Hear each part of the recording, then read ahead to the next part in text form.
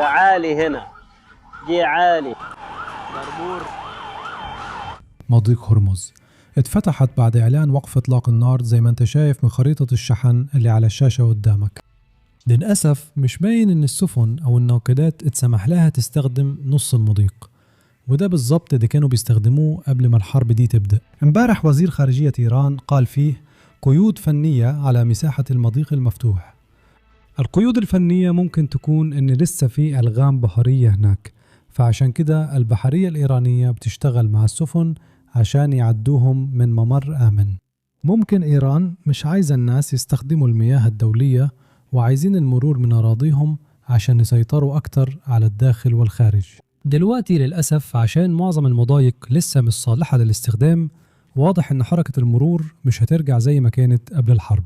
دلوقتي في حوالي 20 سفينة في اليوم، وده أكتر بكتير من الثلاثة اللي كانوا قبل وقف إطلاق النار، لكن لسه مش زي زمان. دلوقتي للأسف أكبر خطر هو إن حتى حركة 20 سفينة في اليوم دي ممكن تختفي قريب جدا. شوف، في وقف إطلاق نار بين الولايات المتحدة وإيران وإسرائيل، بس واحدة من أكبر المشاكل اللي بتواجهها إيران هي إن جيشها باين عليه مش بيسمع لكبار القادة، أو يمكن الرسالة ما وصلتش لحد آخر. سلسلة القيادة لقادة الجيش اللي فعلا بيديروا وحداتهم المستقلة اللي معاهم صواريخ باليستية. ده لأنه فعلا بعد إعلان وقف إطلاق النار امبارح بدقايق إيران كانت بتضرب صواريخ باليستية على إسرائيل. شوف بنفسك.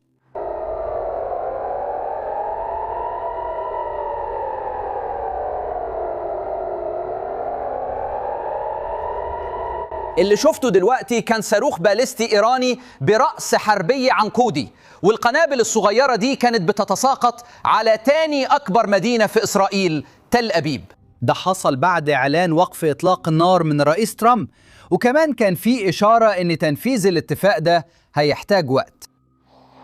ده كان بس بعد ساعات من إعلان وقف إطلاق النار، يعني بطريقة ما ده كان مفهوم، لأننا شفنا نفس الحاجة دي في حرب ال12 يوم السنة اللي فاتت برضو. مع أنه القادة من البلدين اتفقوا على وقف إطلاق النار، لكن برضو شفنا هجمات متبادلة، واستغرق شوية وقت لحد ما كل الهجمات وقفت. فده مفهوم لأنه حصل قبل كده، وكمان لأن إيران قالت بشكل علني إن جيشهم مستقل جدا عن القيادة المدنية، يعني هم بيكملوا في طريقهم عادي، لأنه كل عمليات الاغتيال اللي حصلت في إيران خلت الوضع كده. فمنطقي إنهم ياخدوا شوية وقت عشان يوقفوا كل الهجمات، لكن اللي مش منطقي إنه الهجمات لسه مستمرة بعد أكتر من 14 ساعة من إعلان وقف إطلاق النار. ومش بس إسرائيل اللي بتتعرض للهجوم، حتى دول الخليج بتتعرض لهجمات، وتخيل إيه، بعضها دلوقتي راجع تاني. ده شيء ما شفناهوش أثناء الحرب نفسها، لكن دلوقتي بنشوفه وقت وقف إطلاق النار. إيران هاجمت الإمارات بعد إعلان وقف إطلاق النار، هاجموا الكويت وهاجموا السعودية وهاجموا قطر. فكده واضح، يا إما الرسالة ما وصلتش عبر تسلسل القيادة، يا إما القيادة الإيرانية مش مسيطرة بالكامل على الجيش. وده كان شيء الجانب الأمريكي كان قلقان منه قبل كده، كانوا عايزين يعرفوا مين اللي عنده السيطرة، وعشان كده عملوا اختبار أو تجربة علشان يعرفوا بيتكلموا مع مين بالضبط. يعني أمريكا طلبت من الشخص اللي كانوا بيتفاوضوا معاه يوريهم إذا كان فعلا عنده سيطرة على إيران، ولإثبات ده الشخص سمح ل10 سفن تعدي من مضيق هرمز، وبرضه شايفين مضيق هرمز كان مفتوح. ففي حجة قوية ممكن تتقال إن الشخص اللي أمريكا بتتفاوض معاه عنده سيطرة على البحرية اللي بتدير مضيق هرمز، لكن ما عندوش سيطرة على الجيش الإيراني اللي بيتحكم في الصواريخ الباليستية. دلوقتي البنتاغون عمل مؤتمر صحفي الصبح استعرض فيه إنجازات الجيش الأمريكي الشهر اللي فات في عملية إيبك فيوري، وخلال المؤتمر الصحفي ده اتسأل بيت هيكست عن الصواريخ اللي إيران لسه بتطلقها. طيب اسمع إجابته. ماري مارغريت من The Daily Wire. عندي سؤالين. إيران قالت أن المرور الآمن من مضيق هرمز هيكون ممكن بالتنسيق مع القوات المسلحة الإيرانية وبسبب ما أسمته القيود الفنية. أنت شايفة ده معناه إيه؟ وكمان سمعنا تقارير أن إيران لسه بتضرب أهداف لحد صباح النهاردة. إمتى فترة السماح بتخلص؟ إحنا فعلا بنديهم فترة سماح؟ في سوء تفاهم هنا؟ إيه اللي بيحصل؟ إحنا عارفين أن إيران وناس كتير هيتكلموا ويدعوا حاجات كتير، لكن الاتفاق واللي اتقال إن المضيق مفتوح. جيشنا بيراقب وأكيد جيشهم كمان، لكن التجارة هتستمر، وده واضح من رد الأسواق، وده الواقع. احنا كنا بنتابع إطلاق النار امبارح بالليل لحظة بلحظة، ولسه بنتابع. هيكون من الحكمة لإيران إنها تلاقي طريقة توصل بيها رسالة لجنودها اللي في الأماكن البعيدة، عشان يعرفوا إنهم ما يضربوش نار تاني. هجمات أحادية الاتجاه أو صواريخ، لأن وقف إطلاق النار أحيانا بياخد وقت عشان يبدأ يتنفذ. احنا بنتابع الموضوع ومستعدين لو لازم الأمر، بس احنا بنأمل وبنعتقد إن وقف إطلاق النار هيفضل مستمر. ودلوقتي هنا الأمور بتزداد تعقيد. امبارح بالليل حصل هجوم على مصفاة إيرانية في جزيرة ليفان الإيرانية. الهجوم ده كان واضح إنه حاجة كبيرة، لكن حسب المسؤولين الأمريكيين لا الولايات المتحدة ولا إسرائيل هم اللي نفذوا الهجوم ده.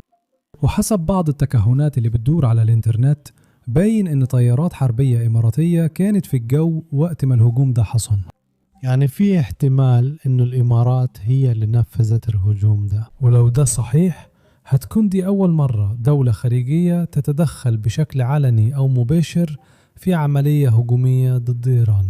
وبرضو دي مجرد إشاعة تتقال، إحنا ما عندناش أي دليل فعلي إذا كانت الإمارات نفذت الهجوم ده ولا لأ. في إشاعة بتقول إن ده هجوم إسرائيلي تحت راية زائفة عشان الحرب تفضل. إحنا مش عارفين مين المتورط، بس المسؤولين الأمريكيين قالوا الهجوم مش من تنفيذ أمريكا أو إسرائيل. ودلوقتي لو هنتكلم عن هجمات الراية الزائفة، ممكن برضو يكون هجوم إيراني تحت راية زائفة.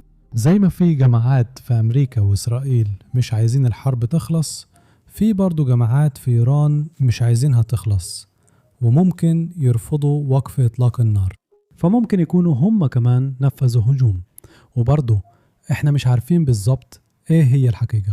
في شائعات كتير، بس بما أننا بنتكلم عن إسرائيل، تعالوا نشوف رد فعل الإدارة الإسرائيلية على وقف إطلاق النار. ودلوقتي قبل ما نكمل بس تذكير سريع، تضغطوا لايك وتشتركوا في القناة تحت، ده فعلا بيساعدنا جدا في الألجوريثم، وكمان بيساعدنا نكمل تغطية الأخبار ليكم. في فيديو امبارح اتكلمنا ان مسؤولين في البيت الأبيض قالوا ان إسرائيل ضمن وقف إطلاق النار اللي أمريكا وإيران اتفقوا عليه، لكن اللي ده معناه تحديدا هو ان في وقف إطلاق نار بين إسرائيل وإيران، مش بالضرورة بين إسرائيل وكل وكلاء إيران اللي إسرائيل بتحاربهم. في الحقيقة كنا بنشوف تقارير إخبارية طالعة من لبنان بتقول إن وقف إطلاق النار ده مش ليه علاقة بلبنان، يعني الهجوم الإسرائيلي جوا لبنان والحرب الإسرائيلية ضد حزب الله هتستمر زي ما هي، الوضع هيفضل زي ما هو. في وقت متأخر بالليل، رئيس وزراء باكستان الوسيط الرئيسي بين أمريكا وإيران قال ده علنا: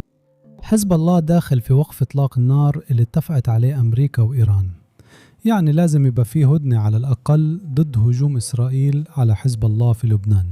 طبعا الهدنة مش بالضرورة تعني أن إسرائيل هتنسحب من جنوب لبنان اللي دخلوا فيه علشان يعملوا منطقة عازلة، لكن على الأقل الهدنة هتكون منطقية لو في اتفاق على وقف إطلاق النار. طيب تتخيل إيه اللي حصل؟ بعد بيان رئيس وزراء باكستان على طول رئيس وزراء إسرائيل طلع بيان بنفسه وقال فيه بشكل أساسي إنه وقف إطلاق النار اللي مدته أسبوعين بين إيران وإسرائيل والولايات المتحدة مش بيشمل لبنان فعليا. ده معناه إن الهجوم الإسرائيلي جوه لبنان هيستمر زي ما هو، مفيش أي حاجة اتغيرت هناك.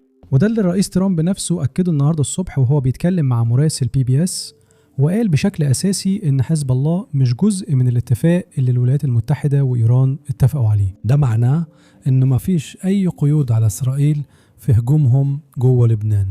ودلوقتي هنا الموضوع بيبقى أكتر إثارة شوية، لأن النهاردة الصبح الهجوم الإسرائيلي مش بس استمر، ده تصاعد لمستوى إحنا عمرنا ما شفناه قبل كده.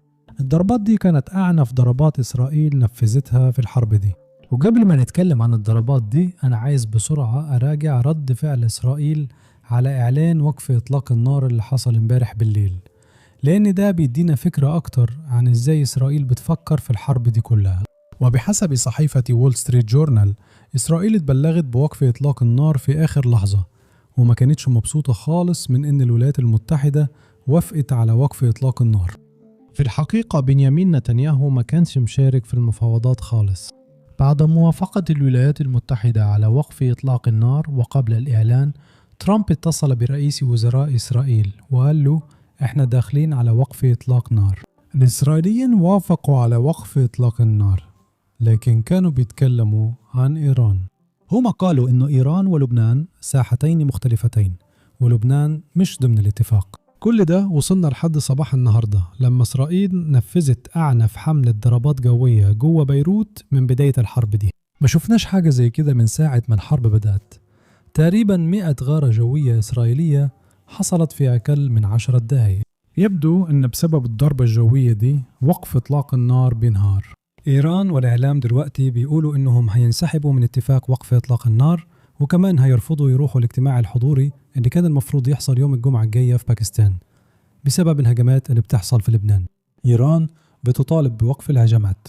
وكمان في نفس البيان من نفس وسائل الإعلام الرسمية، إيران قفلت مرور ناقلات النفط من مضيق هرمز، وبرضو لسه في حاجات تانية بتتنقل لمضيق هرمز. فأنا متوقع إن ده لسه مستمر، أو يمكن هم ما وضحوش هم يقصدوا إيه بالظبط.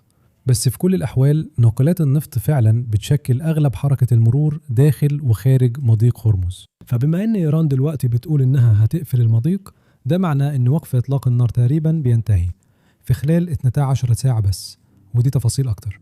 صباح الخير. بنبدأ مع أخبار عاجلة. وسائل الإعلام الرسمية بتقول إن إيران وقفت مرور ناقلات النفط من مضيق هرمز بعد هجمات إسرائيل على حزب الله في لبنان. النهاردة الصبح عرفنا إن السفينتين عدوا الممر، لكن الإعلام الرسمي لسه بيأكد إن الإيرانيين بيقفلوا المضيق. لسه كنت على التليفون مع مسؤول إسرائيلي كبير وكان بيحذر من اللي عملته إيران، وبيقول إن بعد كام ساعة بس من وقف إطلاق النار الإيرانيين بالفعل بيوروا إنهم بيحاولوا يستغلوا سيطرتهم على المضيق وبيضغطوا على تجارة الطاقة العالمية. وكمان ده جه بعد تقارير ظهرت بالليل بتقول إن هجوم إيراني ضرب خط أنابيب النفط من الشرق للغرب في السعودية، وكان فيه أضرار كبيرة بيتم تقييمها دلوقتي. وده مهم لأن الخط ده هو المنفذ الوحيد لصادرات النفط الخام السعودية. ومع إن الإيرانيين بيضغطوا على المضيق، هم كمان بيحاولوا مرة تانية يستغلوا قدرتهم دي علشان يضغطوا على صادرات الطاقة العالمية. دلوقتي علشان نفهم ليه إيران بتتصرف بالطريقة دي دلوقتي، لازم نرجع ونشوف إزاي إيران وصلت للوضع اللي هي فيه النهاردة. ده مش معناه بس نرجع لسنة 1979 وقت الثورة الإسلامية. في الحقيقة لازم نرجع أكتر لورا، لوقت ما كانت سلالة القاجار بتحكم إيران في القرن ال19، ونشوف إزاي القرارات اللي الطبقة الحاكمة أخدتها وقتها لسه بتأثر على إيران لحد النهاردة. طيب خمن إيه؟ ده بالظبط اللي بنعمله في البودكاست بتاعنا المكون من كذا جزء واللي نازل النهاردة.